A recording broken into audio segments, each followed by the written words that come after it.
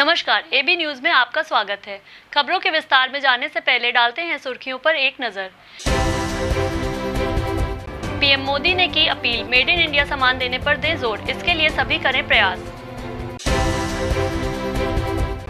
भारत में 100 करोड़ वैक्सीनेशन का टारगेट हुआ पूरा, बिल गेट्स ने पीएम मोदी को दी बधाई।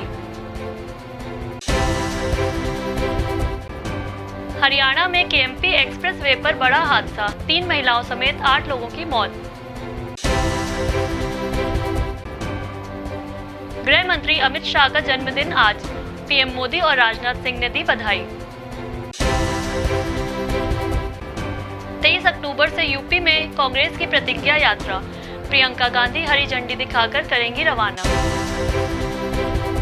और अब खबरें विस्तार से। प्रधानमंत्री नरेंद्र मोदी ने शुक्रवार को एक बार फिर देश के नाम संबोधन दिया। पीएम ने अपने संबोधन में पिछले साल ताली थाली बजाने, दीप जलाने पर विपक्ष के मजाक उड़ाने का जवाब दिया। पीएम ने कहा कि हमने महामारी के खिलाफ देश की लड़ाई में देश की एकजुटता को अपनी ताकत बनाया। प्रधानमंत्री नरेंद्र मोदी ने शुक्रवार को एक बार फिर देश के नाम संबोधन दिया। मोदी ने अपने संबोधन में पिछले साल ताली थाली बजाने, दीप जलाने पर विपक्ष के मजाक उड़ाने का जवाब दिया। पीएम मोदी ने कहा, हमने महामारी के खिलाफ देश की लड़ाई में जन भागीदारी को अपनी ताकत बनाया। देश ने अपनी एकजुटता को ऊर्जा देने के लिए ताली थाली बजाई, दिए जलाए। तब कुछ लोगों ने कहा था, क्या इससे बीमारी भाग जाएगी? उन्होंने कहा, जब हम देश की एकजुटता प्रदर्शित कर रहे थे, कोरोना योद्धाओं का उत्साह बढ़ा रहे थे, तब कुछ लोग सवाल उठा रहे थे। पीएम मोदी ने कहा, इसी ताकत ने कोविड वैक्सीनेशन को देश में 100 करोड़ के पार पहुंचाया है। आज 100 करोड़ वैक्सीनेशन डोज हर सवाल का जवाब दे रही है। मोदी ने कहा कि भारत का टीकाकरण अभियान विज्ञान जनित, विज्ञान संचालित और विज्ञान आधारित है। पीएम के मुताबिक हमारे देश ने कोविन प्लेटफॉर्म की जो व्यवस्था बनाई है, जो भी विश्व में आकर्षण का केंद्र है। भारत में बने कोविन प्लेटफॉर्म ने न केवल आम लोगों को सहूलियत दी, बल्कि मेडिकल स्टाफ के काम को भी आसान बनाया है। प्रधानमंत्री ने कहा, कोरोना महामारी की शुरुआत में ये भी आशंकाएं व्यक्त की जा रही थी कि भारत जैसे लोकतंत्र में इस महामारी से लड़ना बहुत मुश्किल होगा। भारत के लिए, भारत के लोगों के लिए ये भी कहा जा रहा था कि इतना संयम, इतना अनुशासन यहाँ कैसे चलेगा। लेकिन हमारे लिए लोकतंत्र का मतलब है सबका साथ। उन्होंने कहा, सबको साथ लेकर देश ने सबको मुफ्त वैक्सीन का अभियान शुरू किया है। गरीब अमीर, गांव शहर, दूर सुदूर, देश का एक ही मंत्र रहा कि अगर बीमारी भेदभाव नहीं करती तो वैक्सीनेशन में भी भेदभाव नहीं हो सकता। इसीलिए ये सुनिश्चित किया गया कि वैक्सीनेशन अभियान पर वीआईपी कल्चर हावी न हो। यूपी के खेल, युवा कल्याण एवं पंचायती राज मंत्री उपेंद्र तिवारी का अजीबोगरीब बयान सामने आया है। जालौन में बयान देते हुए उन्होंने कहा कि देश की 95% जनता डीजल पेट्रोल का उपयोग नहीं करती है, मात्र मुट्ठी भर लोग ही डीजल पेट्रोल का उपयोग करते हैं। यूपी के खेल, युवा कल्याण एवं पंचायती राज मंत्री उपेंद्र तिवारी का अजीबोगरीब बयान सामने आया है। उन्होंने जालौन में बयान देते हुए कहा है कि देश की 95% जनता डीजल पेट्रोल का उपयोग नहीं करती है, मात्र मुट्ठी भर लोग ही डीजल पेट्रोल का उपयोग करते हैं। उन्होंने कहा कि विपक्ष इसका प्रोपेगेंडा बनाने में लगा हुआ है। वहीं उन्होंने कहा कि देश में लोगों की आमदनी बढ़ी है, उस हिसाब से डीजल पेट्रोल के दाम बहुत कम हैं। बता दें कि यह अजीबोगरीब बयान उन्होंने उरई विकास भवन सभागार में पत्रकारों से बात करते हुए दिया। खेल युवा कल्याण मंत्री उरई में आज़ादी के 75वें वर्ष के अमृत महोत्सव समारोह के संगोष्ठी में संबोधित कर रहे थे। उन्होंने पहले तो सरकार की उपलब्धियों का बखान किया। बाद में उन्होंने जब पत्रकारों से बात की तो उन्होंने कहा कि देश में मोदी और प्रदेश में योगी द्वारा विकास की गंगा बह रही है। विपक्ष के पास कोई मुद्दा नहीं बचा है, इसलिए अनावश्यक मुद्दों को उछाला जा रहा है। उन्होंने कहा कि सरकार द्वारा मुफ्त शिक्षा, मुफ्त वैक्सीन, मुफ्त राशन सब मुफ्त दिया जा रहा है, तो महंगाई कहाँ हुई है। ब्लॉक ऑर्गेनाइजर की बीओ की वैकेंसी युवा कल्याण विभाग में पिछले साल 6 महीना पहले माननीय मुख्यमंत्री जी और हम लोगों ने सर्टिफिकेट दिए, और जहाँ जहाँ कमी थी, जो 68 साल में नहीं हुआ, 5 लाख से ऊपर नौजवानों को पारदर्शिता के तौर पे समाजवादी पार्टी की सरकार की तरह नहीं कि पीसीएस और पीपीएस बनाने की फैक्ट्री समाजवादी पार्टी के कार्यालय होगा। इलाहाबाद में, प्रयागराज में पढ़ने का सौभाग्य मिला है। लोक सेवा आयोग में कभी पेपर आउट नहीं होता था, लेकिन समाजवादी पार्टी की सरकार में उत्तर प्रदेश और देश के नौजवानों के साथ खिलवाड़ करते हुए, उनके भविष्य के साथ खिलवाड़ करते हुए पीसीएस और पीपीएस बनाने की भी फैक्ट्री अनिल यादव जैसे एक भ्रष्टाचारी दुराचारी को लोक सेवा आयोग का अध्यक्ष बना दिया था। तो वह नौबत नहीं है। पारदर्शिता के तौर पे हम मंत्री हैं, हम अपने विभाग में और योगी जी की सरकार में अपने परिवार को हम नौकरी नहीं दिला सकते स्टेडियम लेकिन अगर किसी गरीब आदमी का मेधावी बच्चा होगा, पढ़ने वाला होगा, तो वह नौकरी उसको मिलेगी, बिना एक पैसा दिए मिलेगी, पारदर्शिता के तौर पर मिलेगी और रोजगार के अवसर सृजन हुए हैं और हजारों करोड़ों लोगों को रोजगार मिल रहा है। मंत्री जी, लगातार बढ़ते डीजल और पेट्रोल की कीमतों को लेकर के और विपक्ष का आरोप है कि आम आदमी की कमर तोड़ी जा रही है, थाली से सब्जी गायब हो रही है, थाली से सब्जी गायब हो रही है, क्या कहेंगे आप? विपक्ष के पास आज कहने के लिए कोई मुद्दा नहीं है और विपक्ष मुद्दा विहीन है।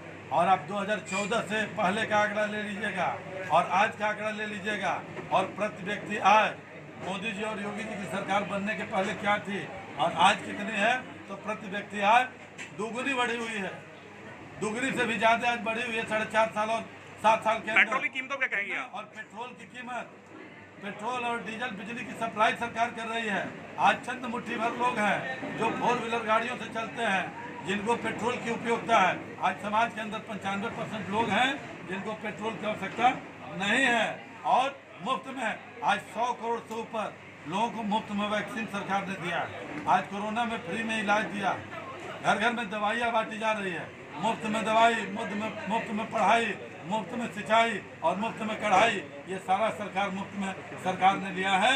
और इस हिसाब से अगर अन्य राज्यों की तुलना करेंगे तो अभी उत्तर प्रदेश में और देश में बहुत कम मूल्य बढ़े। तो क्या मुफ्त के कारण ही डीजल पेट्रोल के दाम जो है लगातार बढ़े हुए हैं? नहीं बढ़ा है। अगर प्रति व्यक्ति आमदनी की आय से तुलना करेंगे तो अभी पेट्रोल डीजल। आगरा पुलिस की कस्टडी में हुई अरुण वाल्मीकि की मौत का मामला लगातार तूल पकड़ रहा है। कानपुर में समाजवादी युव जनसभा के कार्यकर्ताओं ने प्रदर्शन कर दोषियों को फांसी की सजा देने की मांग की है। आगरा पुलिस की कस्टडी में हुई अरुण वाल्मीकि की मौत का मामला लगातार तूल पकड़ता जा रहा है। दोषियों को फांसी की सजा देने की मांग की जा रही है। कानपुर में समाजवादी युव जनसभा के कार्यकर्ताओं ने नानाराव पार्क में धरना प्रदर्शन किया। इस दौरान कैंडल जलाकर श्रद्धांजलि दी गई। समाजवादी युव जनसभा के प्रदेश सचिव का कहना है कि आगरा में वाल्मीकि समाज के बेटे अरुण की पुलिस कस्टडी में मौत हुई है, जो बेहद गंभीर मामला है। उनका आरोप है कि उत्तर प्रदेश में मुख्यमंत्री की ठोको नीति लागू है, पुलिस निर्दोषों को ठोक रही है। उन्होंने मांग की कि अरुण के परिजनों को किसी एक को सरकारी नौकरी और आर्थिक मदद दी जाए। आगरा में वाल्मीकि समाज के बेटे अरुण वाल्मीकि, जो एक सफाई कर्मी भी था, पुलिस के द्वारा उसकी कस्टोडियल डेथ हो गई है। इसलिए हम लोग यहाँ पे अंबेडकर प्रतिमा में श्रद्धांजलि सभा रखी है। इस कस्टोडियल डेथ से ये पता चलता है कि बाबा जी की ठोको नीति पूरे उत्तर प्रदेश में लागू है। पुलिस हमेशा उनको ठोक रही है जो बिल्कुल निर्दोष हैं, और ठोकने की नीति इस तरह से लागू है कि कौन किसको ठोकेगा इसका कोई पता नहीं। अपराधी पुलिस को ठोक रहे, पुलिस निर्दोष को ठोक रही है। उत्तर प्रदेश में ये नीति लागू है। क्या आप लोगों की मांग है? क्या मांग है? हमारी मांग ये है कि वाल्मीकि समाज का जो बेटा है अरुण वाल्मीकि, उनके परिवार में किसी एक सदस्य को नौकरी दी जाए और 1 करोड़ रुपए मुआवजा दिया जाए। गुरुवार को आज़ाद हिंद फौज के स्थापना दिवस के मौके पर एक कार्यक्रम का आयोजन किया गया।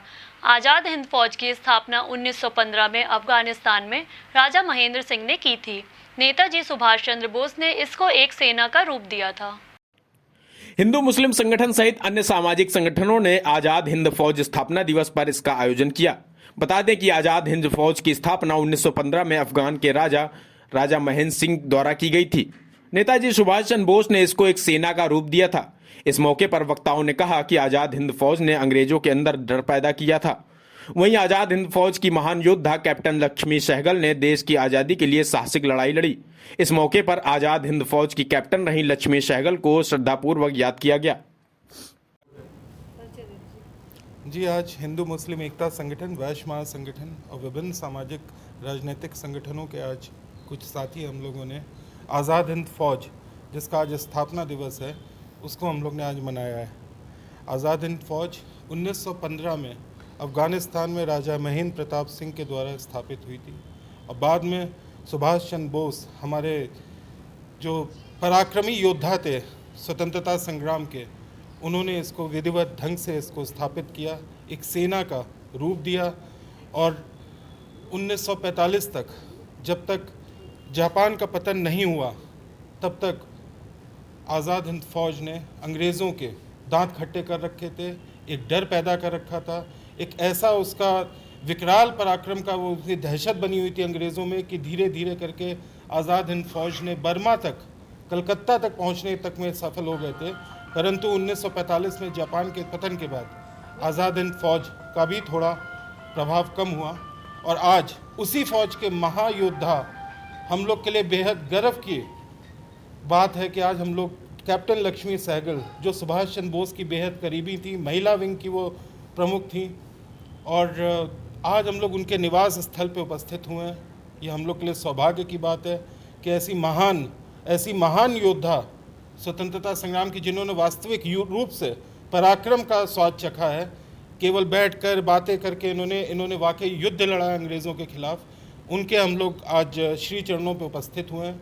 वास्तविक रूप से हम लोग के जनतंत्र के वो देवियां हैं जिनके लिए हमारे पास शब्दों की कोई नहीं, हम लोग इनको आत्मा से हम लोग नमन करते हैं। प्रॉपर्टी डीलर मनीष हत्याकांड के मामले को लेकर अधिवक्ता सीमा समृद्धि कुशवाहा ने परिवार के लोगों को न्याय का भरोसा दिया और मुकदमा खुद लड़ने की बात कही है। प्रॉपर्टी डीलर मनीष हत्याकांड के मामले को लेकर अधिवक्ता सीमा समृद्धि कुशवाहा ने परिवार के लोगों को न्याय का भरोसा दिया है। अधिवक्ता सीमा समृद्धि कुशवाहा मृतक मनीष के घर पहुंची और परिजनों से मुलाकात कर जानकारी दी कि वो मनीष हत्याकांड का मुकदमा लड़ेगी। बता दें कि अधिवक्ता सीमा समृद्धि कुशवाहा ने पुलिस की जांच पर सवाल खड़े किए हैं। जल्द से जल्द सीबीआई जांच शुरू करने की मांग भी उठाई है। बताते चलें, सुप्रीम कोर्ट में PIL भी दाखिल कर दी गई है। गोरखपुर में इस कानपुर नगर का जो बेटा मनीष अपने दोस्तों के साथ वहाँ घूमने गए, उनकी जिस तरीके से निर्मम तरीके से पुलिस ने जो क्रूअल्टी करके हत्या की है, आप सभी लोगों को पता है कि क्या हुआ उस केस में। स्टार्टिंग में उनकी पत्नी के ऊपर पूरी तरीके से दबाव डाला गया एडमिनिस्ट्रेशन के द्वारा, वहाँ पर जो पुलिस डिपार्टमेंट है उसके द्वारा, कि ये आप FIR इनके खिलाफ मत कीजिए। जब उनकी वाइफ मीनाक्षी, जो कि मेरे साथ अभी है, उनके घर में आई हुई हूँ, उन्होंने जब संघर्ष करना पड़ा उनको 2-3 दिन तक लगातार, तब जाकर के FIR दर्ज होती है। उसके बाद अब इस केस में इन्वेस्टिगेशन चल रहा है, लेकिन जिस तरीके से दबाव डाला गया और जो वहाँ पर सिटिंग DM थे, जिनका कहना है उनके परिवार बर्बाद हो जाएंगे, ये सारी चीज़ें, तो क्या इस देश के अंदर जो क्रिमिनल लोग हैं उनके परिवारों की फिक्र की जाएगी? और हमारे आपके जैसे मीनाक्षी जैसे जो आम सिविलियन हैं, यहाँ के नागरिक हैं, उन लोगों के कोई फंडामेंटल राइट नहीं है? क्या उनको जीने का अधिकार नहीं है? उनसे उनकी विदाउट किसी भी गलती के उनसे उनका जीवन छीन लिया गया। आज ही हमारे सामने मीनाक्षी बैठी, इनकी क्या गलती थी? उनका जो 4 साल का बच्चा है उसकी क्या गलती थी? तो जिस तरीके से पूरा पुलिस प्रशासन और वहाँ का एडमिनिस्ट्रेशन इन लोगों को बचाने में लगा था, उससे मुझे नहीं लगता है कि प्रॉपर आगे, क्योंकि आपने जब दबाव आया मीडिया से तो आपने धारा 302 में मुकदमा दर्ज कर लिया। मीनाक्षी चिल्ला करके कह रही हैं, वहाँ पर जो बहुत लोगों के माध्यम से पता चला कि कितने लोगों ने को रूम के अंदर पीटा है उनको। फिर धारा 34 क्यों नहीं लगाई आपने? FIR में 34 धारा नहीं है, सिर्फ 302 धारा लगी है, वो भी जब बहुत आप लोगों का इन्फ्लुएंस हुआ, जब मीडिया ने कवर किया है। तो आप सोचिए कि जो काम ऑटोमेटिक करना चाहिए पुलिस को अपनी ड्यूटी समझ करके, वो नहीं किया गया। अब चार्जशीट फाइल होगी क्योंकि SIT इन्वेस्टिगेशन कर रही है इसमें। एक तो मैं कहूँगी कि ये कितनी बड़ी विडंबना है कि जिस डिपार्टमेंट ने क्राइम किया वही इन्वेस्टिगेट कर रहा है। फिलहाल इस न्यूज़ बुलेटिन में इतना ही। आप देखते रहिए AB न्यूज़। नमस्कार।